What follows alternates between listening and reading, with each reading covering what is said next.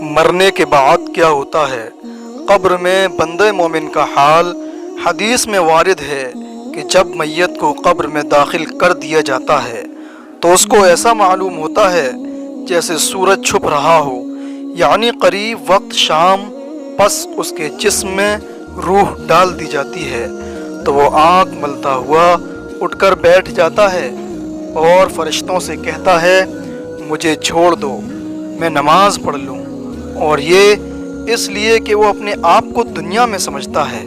وہ اسی خیال سے کہتا ہے کہ سوال و جواب رہنے دو، نماز کا وقت ختم ہو رہا ہے، مجھے نماز پڑھنے دو۔ لیکن یہ بات وہی شخص کہے گا جو دنیا میں نماز کا پابند ہوگا، اس کو ہر وقت نماز کا دھیان رہتا ہوگا۔ مومن جب قبر میں رہتا ہے اسے قیامت تک روزانہ صبح و شام جنت کا وہ مقام جو اس کے لیے مقرر ہوتا ہے دکھایا جاتا ہے اور بتایا جاتا ہے کہ تیرا ٹھکانہ یہ ہے۔ حضرت ابو ہریرہ سے روایت ہے کہ مومن قبر میں سبز باغ میں رہتا ہے اور اس کی قبر 70 گز چوڑی ہوتی ہے اور اس میں ایسی روشنی ہوتی ہے جیسی کہ 14ویں رات کی چاند کی رات ہوتی ہے۔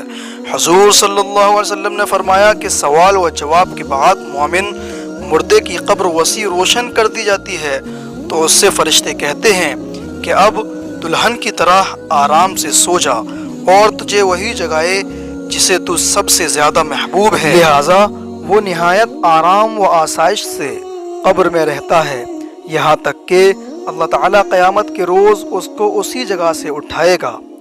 قبر میں کافر کا حال۔ کافر اور منافق کی روح نہایت تکلیف و اذیت سے قبض کی جاتی ہے۔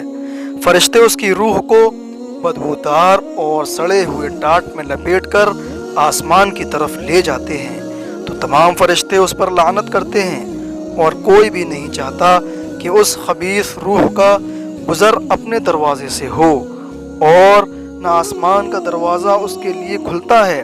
اللہ تعالیٰ کا حکم ہوتا ہے کہ سجین میں لے جاؤ جہاں کافروں کی روحیں عذاب میں رہتی ہیں، پس فرشتے وہاں جا کر عذاب میں ڈال دیتے ہیں۔ قبر میں منکر نکیر کے سوالات پر کافر جواب دیتا ہے کہ مجھے کچھ نہیں معلوم، تو آسمان سے منادی ندا دیتا ہے کہ اس نے جھوٹ کہا ہے، اس کے نیچے آگ کا فرش بچھا دو اور آگ کا لباس پہنا دو۔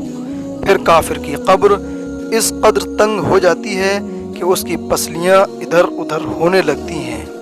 اس کو عذاب دینے کے لیے عذاب دینے والا مقرر ہوتا ہے جو اندھا بھی اور بہرا بھی ہوتا ہے، نہ کچھ دیکھتا ہے اور نہ سنتا ہے۔ اس کے پاس اتنا بھاری گرز ہوتا ہے کہ اگر پہاڑ پر مار دیا جائے تو ریزہ ریزہ ہو جائے، اور اگر انسان اور جنات مل کر اٹھانا چاہیں تو وہ ہل نہ سکے۔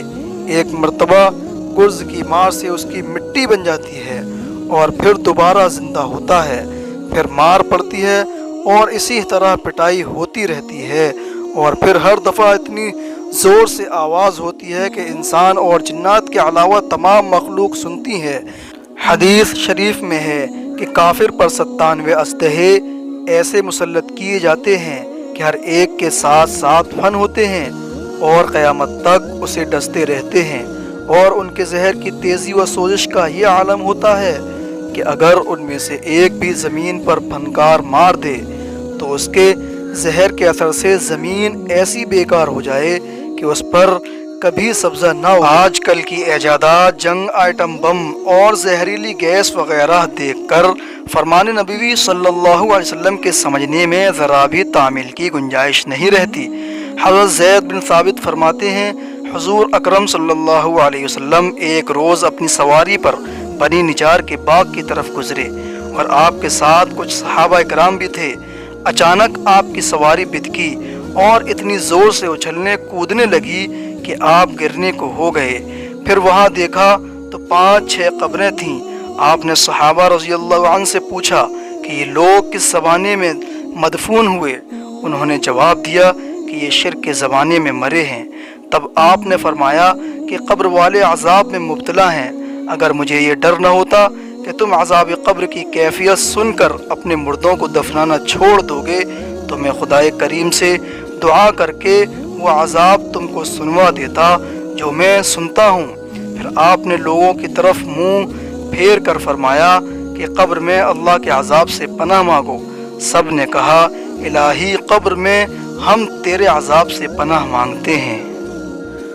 اگر آپ کو ہماری یہ ویڈیو اچھی لگی تو اس ویڈیو کو ثواب کی نیت سے اپنے دوستوں میں شیئر ضرور کریں۔ Thanks for watching.